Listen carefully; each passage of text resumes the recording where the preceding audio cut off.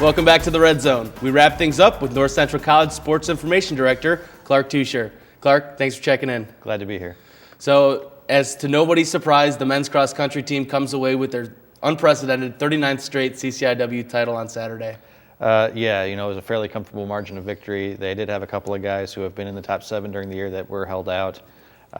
John Crane made his return to the lineup, wound up finishing second overall, and quite an outstanding run considering the amount of time he was out. So certainly another proud day and a long history of proud days for the men's cross country program. Well, the Red Zone was there to see the men's cross country team continue their dominance in the CCIW with their 39th straight conference title. Let's go to the highlight. North Central men's and women's cross country teams at the CCIW Championships at St. James Farm in Warrenville, where the fall season is in full swing, to the men's race where Dan Curley and the Harriers looking for an amazing 39th straight conference title after finishing with a perfect score last year.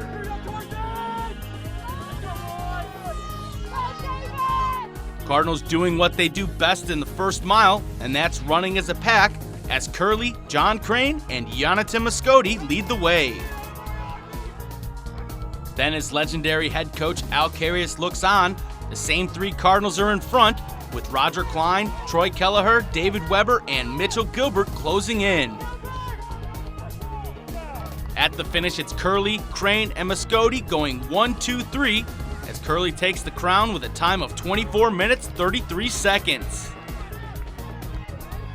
Klein would take 6th in 24:49, and right behind him is teammate Kelleher in 7th, and Weber cracks the top 10, finishing 9th, as the Cardinals roll to the conference title with a score of 19. Clark, you touched on the regional a little bit. The men will enter that race ranked number 1 in the Midwest, but still number 3 in the nation. Are they worried about those numbers or just trying to get the wins? No, they might not even know what they're ranked at this point.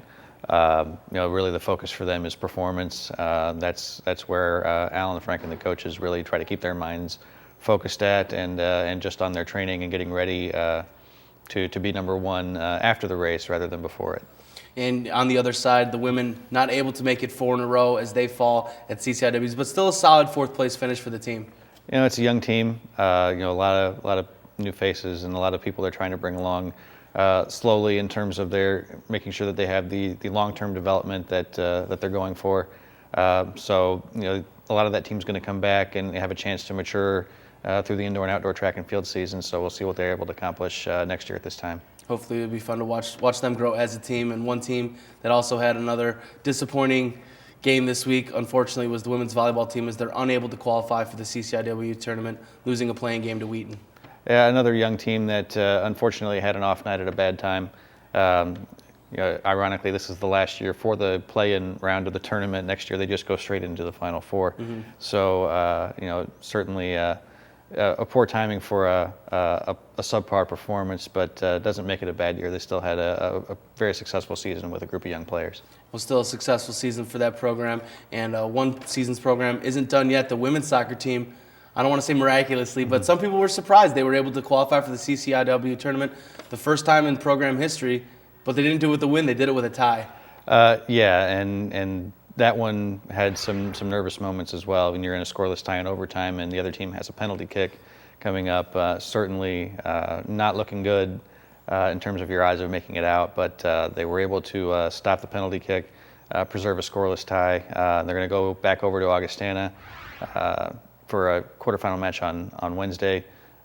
They just got done playing them over there, lost 3-2, trailed early. Were able to come back and make a game of it. Playing a team that quickly after you've played them once before kind of presents its own set of challenges, but sometimes that tends to favor the lower seeded team. Mm-hmm. So we'll see if that continues to hold up here on Wednesday. Yeah, it's true. The Cardinals could sort of play that underdog card quite well, where Augustana may be overlooking them considering they ran the table in the CCIW regular season. Well, but North Central was able to learn a little more, I think, from what went wrong in the first half when they were down 3-0. And capitalize on some of the adjustments that they made during that game, allowed them to come back with 2 goals in the second half. The old saying is that you can learn a line from a win and a book from a defeat. So, how well they're able to apply those adjustments will have a lot to do with what the result winds up being. Well, it should be exciting, and we look forward to the women hopefully trying to move on in the CCIW tournament. Thanks so much for joining us, Clark. Thank you. The Cardinals look to secure their 7th straight conference title against Wheaton College on Saturday. Kickoff is set for 1 p.m.